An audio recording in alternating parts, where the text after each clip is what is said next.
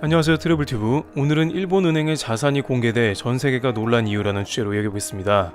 일본의 국가 중앙은행인 일본은행, 뱅크 오브 저팬의 자산이 전세계 중앙은행 가운데 최대 규모를 보유한 것으로 나타나서 논란이 되고 있습니다. 일본은행의 자산이 늘게 된 것은 일본 정부의 채권을 계속 흡수하기 때문인데요. 일본 정부는 매년 막대한 빚을 내고 있는데 이것을 일본은행이 국채로 사들이는 겁니다. 따라서 일본 정부의 빚은 세계 최고 수준인 GDP 대비 250%가 넘는 수준에 달합니다. 그런데 이런 구조가 결국에는 일본 경제에 파탄을 일으킬 수 있는 우려가 생긴다는 것입니다. 마이니치 신문에 따르면 일본 은행의 총 자산은 약 6,400조 원이 되었습니다. 이것은 미국 연방준비제도 FRB는 물론이고 유럽 중앙은행조차도 크게 압도하는 수준입니다. 일본 은행 자산이 세계 최고라고 좋은 게 하나도 아닙니다. 가장 문제가 되는 것은 앞서 말했듯이 국채 비율인데 일본은행 총 자산의 84%인 483조 엔이 국채인 것입니다. 쉽게 얘기하자면 일본 정부는 빚을 내고 있는 것이고 일본은행은 정부의 돈을 빌려준다는 것입니다. 이것은 아베 신조 총리의 경제정책인 아베노믹스를 뒷받침하기 위해 시중에 돈을 푼 결과로 분석되고 있습니다. 일각에서는 일본 정부는 일본은행에 돈을 갚을 필요가 없는 구조이기 때문에 괜찮다는 의견이 등장합니다. 특히 엔화는 달러와 같은 기축 통화에 가까워 안전하며 정부가 무제한 돈을 찍어내도 된다는 것입니다. 미국도 이와 같은 방식으로 국가 부채가 계속 늘어나고 있는 상황이니 일본도 기축 통화로 괜찮다는 것이죠. 그러나 경제 전문가들은 이것은 완전히 비정상적 구조라고 지적하고 있습니다. 빚을 내지 않으면 나라 운영이 불가능한 상태라는 것인데 언제까지 금융기관이 이 국가 빚을 감당할 것인지도 의문입니다. 일본은행이 정부의 빚 중에 41%를 감당하고 있습니다만 나머지 금융기관, 보험사, 해외 투자도 나눠 갔습니다. 그런데 이러한 기관들의 일본 정부는 국채 이자 비용도 내야 하며 그 비용은 점점 증가하고 있습니다. 결국 그 이자 비용을 내기 위해 다시 일본 중앙은행으로부터 빌려서 지급하는 상황이 나오는 것입니다. 이렇게 일본 정부가 이런 일을 반복하는 이유는 세수가 턱없이 부족한 것도 기인하고 있습니다. 이번 10월에 단행된 소비세 인상도 재무성에서 이러한 맥락 가운데 강력히 추진한 것입니다. IMF나 동일본 대지진과 같은 국가 위기 상황, 일본 고령화로 사회보장비 지출도 늘어났습니다.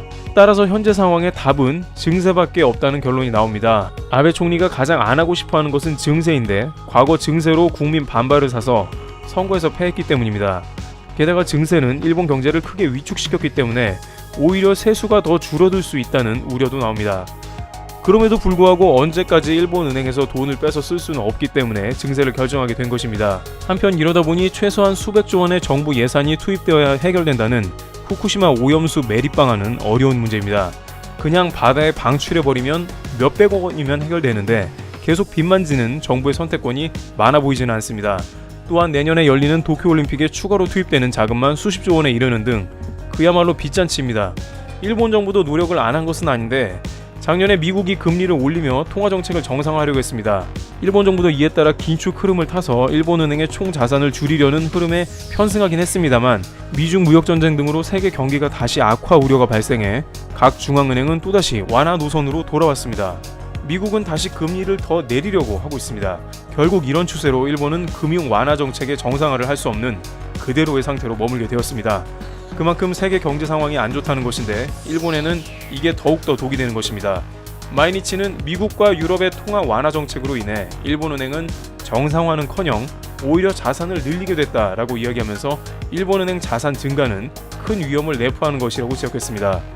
장래의 금융 완화 정책을 종료하고 정상적으로 빚을 갚기 시작하면 이자 비용이 늘어나게 되며 중앙은행은 채무 초과 상태에 빠질 수도 있습니다.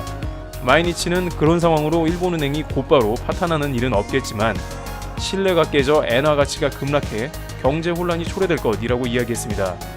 일각에서는 이런 이유로 미국과의 엔화 협상에 진땀을 흘리는 것이라고 이야기합니다. 트럼프 정부는 계속해서 중국과 일본 등을 환율 조작 의심 국가로 몰아세우고 있습니다.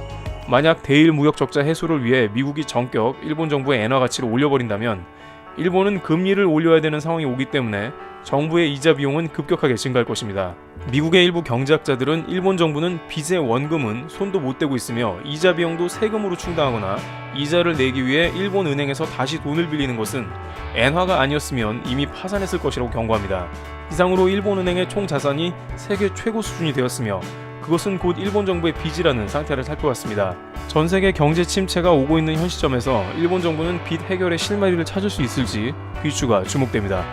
트래블튜브 여기서 마치겠습니다. 감사합니다.